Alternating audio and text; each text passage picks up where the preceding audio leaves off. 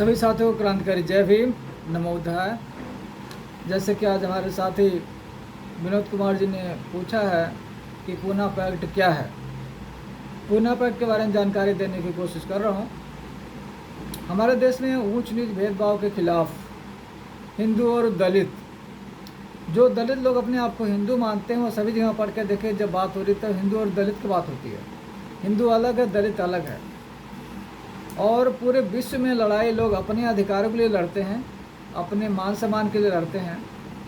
लेकिन यहाँ पर कुछ लोग ऐसे हैं जो दूसरों का अधिकार छीनने के लिए लड़ रहे हैं। जिसको हम लोग राष्ट्रपिता मानते आए थे, महात्मा शब्द बोलते हैं, महात्मा गांधी, उसने हमारे अधिकारों को छीनने के लिए आंदोलन किया, दूसरों को अधिकारों को छीनने के लिए आंदोलन किया। जिसे हिंदू मानते हैं, जिसे हिंदू लोग SC ST को OBC को लोग पूज्य बापू बोलते हैं, महात्मा गांधी बोलते हैं, उस गांधी ने इस देश के 85% मूल निवासियों के लिए, बहुजनों के, शूद्रों के अधिकारों को रोकने के लिए, गुलाम बनाए रखने के लिए आंदोलन किया था, अनशन किया था। ऐसे किसी देश में होता क्या? जो लोग 2 अक्टूबर को गांधी जयंती मनाते हैं, वो पहले गांधी के बारे में सोचे समझे कि उसने आपके लिए क्या किया था। आपके अधिकारों को छीनने के लिए आपको गुलाम बनाए रखना चाहता था। जो लोग कहते गांधी ने देश को आज़ाद कराया, गांधी ने ब्राह्मणवाद को आज़ाद कराया, बहुजनों को गुलाम बनाने के लिए कोशिश किया। वो आज़ादी बहुजनों को गुलाम आज़ाद कराने के लिए बाबा साहब ने लड़े। गांधी ब्राह्मणवाद को आज़ाद करने के लिए आंदोलन कर रहा था, ब्राह्मणी व्यवस्था को बढ़ाए रखने के लिए आंदोलन कर रहा था, ना कि देश के लिए। किस प्रकार से जैसे आज नरेंद्र मोदी है, देश प्रेम के नाम से, देशभक्ति के नाम पे देश को डुबा रहा, हिंदू मुस्लिम दंगा करा रहा। वो भी गुजराती है और गांधी भी गुजराती था।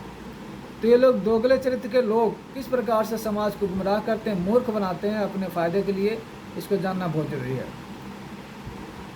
हम कड़ी सच्चाई बोलते हैं और बताने की कोशिश करते हैं, क्योंकि अम्बेडकरवाद कड़वा है, बुद्धिज्म कड़वा है। यहाँ पर धोखाधड़ी की बात नहीं कि आपको धोखा दे करके अपने जाल में फंसाना है। 1931-32 गोलमेज के दौरान बाबा साहब ने जो अछूतों की लड़ाई लड़ी, पहली गोलमेज मीटिंग जो 1931 में हुआ था, जिसे बाबा साहब गए थे अपने बच्चे को कुर्बान करके, उनका बेटा राज रतन जो जिसका डेथ हो चुका, मृत्यु हो चुका था, लेकिन उसको छोड़ करके वो गोलमेज मीटिंग के दौरान गए। उसमें बाबा साहब ने कहा था कि मैं एक बच्चे के लिए मैं करोड़ों बच्चों को कुर्बान नहीं कर सकता। वो किस लिए गए थे? हमारे लिए, भारत के अछूतों के लिए, जिन्हें इंसान ही नहीं माना जाता था, जिन्हें पशुओं से बदतर माना जाता था, उनको इंसान बनाने के लिए, उनके मान सम्मान, उनके अधिकारों को बचाने के लिए। 1931 के गोलमेज मीटिंग में गांधी नहीं गया। दोबारा 1932 का गोलमेज मीटिंग हुआ लंदन में, वहाँ पर गांधी गया। उस गोलमेज मीटिंग के दौरान बाबा साहब ने भारत की व्यवस्था के खिलाफ, जो यहाँ पर जातिवाद है, जो छुआछूत है, उसको साबित करने के लिए वहाँ मदन मोहन मालवीय से बोला कि ये गिलास का पानी आप पियो, कि मेरे हाथ से लेकर पानी पियो। और मालवीय ने बाबा साहब अम्बेडकर के हाथ से पानी का गिलास नहीं लिया, जिससे बाबा साहब ने साबित किया कि ये भेदभाव, छुआछूत जो आज यहाँ पर है, तो भारत में क्या होती होगी, जिसके आधार पर साइमन कमीशन का गठन किया गया था। तो बाबा साहब ने वहाँ पर साबित कर दिया था कि जो दलित हैं, जो अछूत हैं, वो हिंदू नहीं है, इसलिए उनको दलित कहा गया। और लड़ाई हजारों साल से दलितों और हिंदुओं के बीच होता है। फिर दलित हिंदू कैसे? जब लड़ाई हिंदू और दलितों की, दलित हिंदू कैसे? इसलिए संविधान में SC ST OBC नाम दिया गया है। SC ST OBC not Hindu, Hindu है नहीं।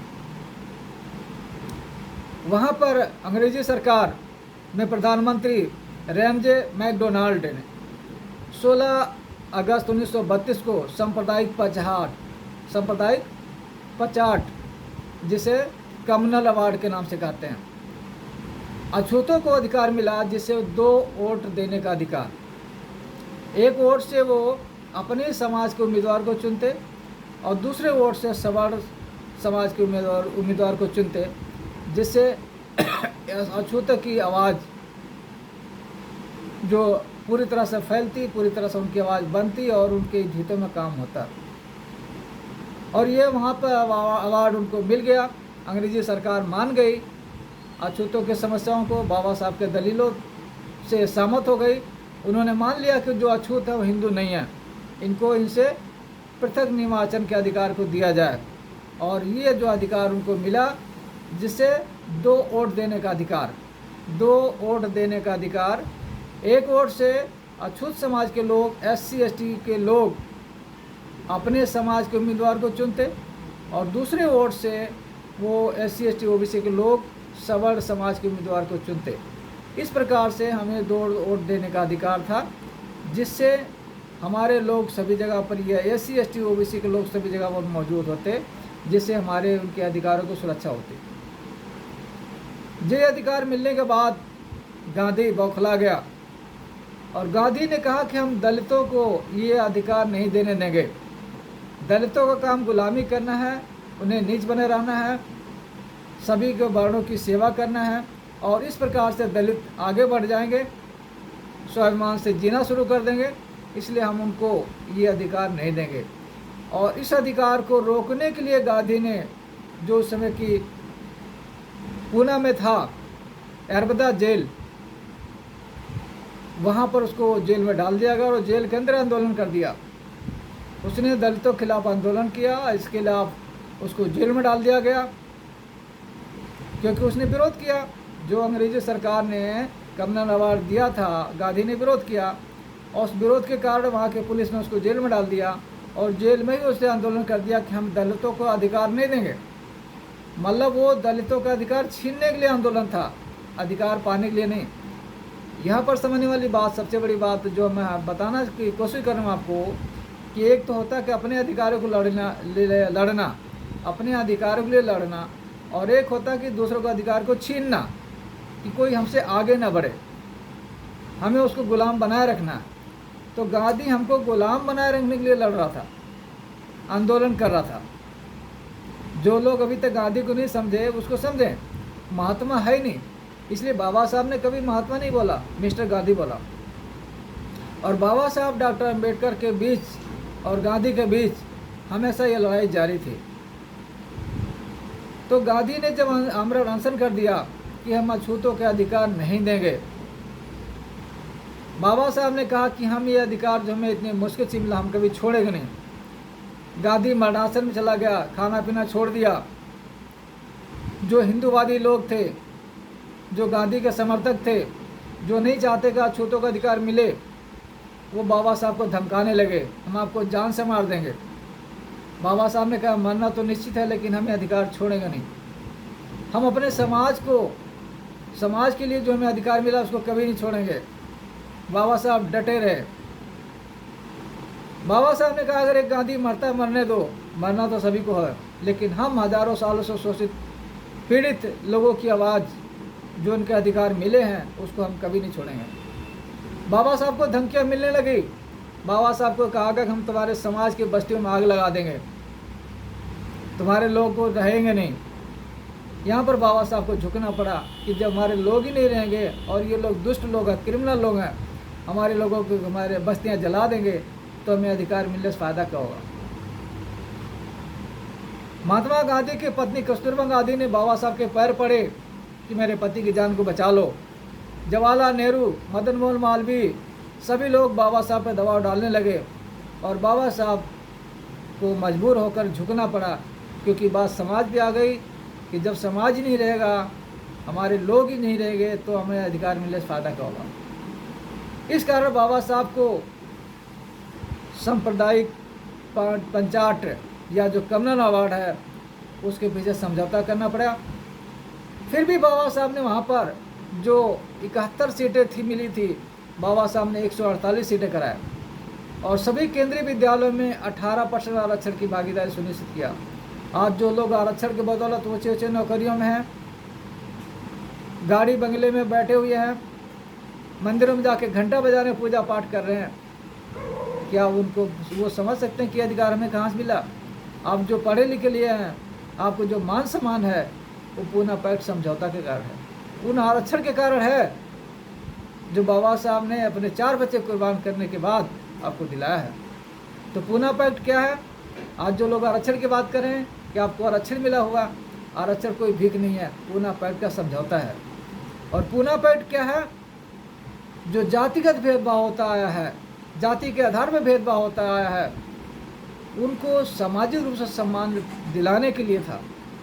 आरक्षण गरीबी उन्मूलन नहीं है कि आरक्षण से गरीबी दूर हो जाएगी, आरक्षण सामाजिक रूप से उनको समानता लाने के लिए है। तो जब तक जाति व्यवस्था है तब तक आरक्षण जारी रहेगा। जो लोग आर्थिक आधार पर आरक्षण चाहते हैं, पहले जाति व्यवस्था खत्म करें, सभी को मान सम्मान से जीने का अधिकार दें, तभी आरक्षण का आधार आर्थिक होगा। इसलिए बाबा साहब ने देखा कि ये जाति व्यवस्था तब तक नहीं खत्म होगी जब तक हिंदू धर्म में बने रहेंगे। इसलिए 14 अक्टूबर 1956 को हिंदू धर्म को छोड़ दिया और 14 अक्टूबर, 15 अक्टूबर, 16 अक्टूबर 3 दिन में 11 लाख लोगों को बौद्ध धर्म दीक्षित किया। आज जो लोग SC, ST, OBC लोग दलित बने हुए हैं, हिंदू धर्म के कर्म कांड कर रहे हैं, पंडितों द्वारा सारे कर्म कांड करा रहे हैं, वो ब्राह्मण पंडित के आपके हित की बात करेगा जो आपको अपने बराबर नहीं मानता, जो आपके अधिकारों को छीनना चाहता है। वो भगवान से आपका भला चाहेगा, भगवान से आपका भला कराएगा, देवी देवताओं से पूजा पाठ पाखंड करे आपका भला कराएगा। वो सिर्फ अपना भला करता है, अपनी कमाई करता है, आपको गुमराह करता है, आपको मूर्ख बनाता है। ये जानना बहुत ज़रूरी है कि आप जानो हमारा भला करने वाले कौन थे, हमारे महापुरुष कौन थे, हमारे भगवान कौन है जिन्होंने हमारे लिए लड़ा। वो भगवान बुद्ध थे, वो ज्योतिबा फुले थे, वो पेरियार थे, वो रैदास थे, वो कबीर थे, वो बाबा साहब डॉक्टर भीमराव अम्बेडकर थे। तो पूजना है, पूजो। किसको पूजो? अपने भगवानों को पूजो, अपने देवी देवताओं को पूजो जिन्होंने तुम्हारे लिए काम किया है, उनको नहीं जिन्होंने तुम्हारे पूर्वजों की हत्या किया। आप जिन महापुरुष, जिन भगवानों को पूज रहे हो, वो तुम्हारे पूर्वजों के हत्यारों के प्रतीक है। राम, कृष्ण, दुर्गा, काली, जितने सब लोग हैं, आप उनके पढ़ के देखो, इन्होंने किसकी हत्या किया था? शूद्रों को, राक्षसों को। और शूद्र और राक्षस कौन है? तुम्हारे पूर्वज थे, हमारे पूर्वज थे, जिन्हें शूद्र बनाया गया, जिन्हें दलित कहते हैं। तो सभी साथियों से निवेदन है कि जो लोग वीडियो को सुन रहे हैं, देख रहे हैं, ज़्यादा से ज़्यादा शेयर करें, प्रचार प्रसार करें और मान सम्मान से जीने के लिए धर्म परिवर्तन करें। क्योंकि जब तक हिंदू है तब तक जातिवाद व्यवस्था जारी रहेगा। बिना जाति के हिंदू नहीं होते, ब्राह्मण से सभी नीच होते हैं। और हिंदू धर्म में 3.5% ब्राह्मण ही ऊँच होता है, बाकी 96% लोग ब्राह्मणों से नीच होते हैं। ऊंच नीच की व्यवस्था खत्म करने के लिए आपको बौद्ध ही बनना पड़ेगा, इसके अलावा कोई उपाय नहीं है। आप बौद्ध बनो, मुस्लिम बनो, सिख बनो, ईसाई बनो, लेकिन हिंदू मत रहो। क्योंकि हिंदू कोई धर्म नहीं है, धर्म है, राजनीति है, शोषण है, अन्याय, अत्याचार है, भेदभाव है। और दलित जिन्हें SC कहते हैं, ST कहते हैं, हिंदू थे ही नहीं, आज भी हिंदू नहीं है। तो बहुत बहुत साधुवाद। अगर आपको जानकारी अच्छी लगी तो ज़्यादा से ज़्यादा शेयर करें और खुद को बौद्ध बोलें, बौद्ध लिखें, बौद्ध धर्म के हिसाब से चलें और लोगों को बताएं। जय भीम।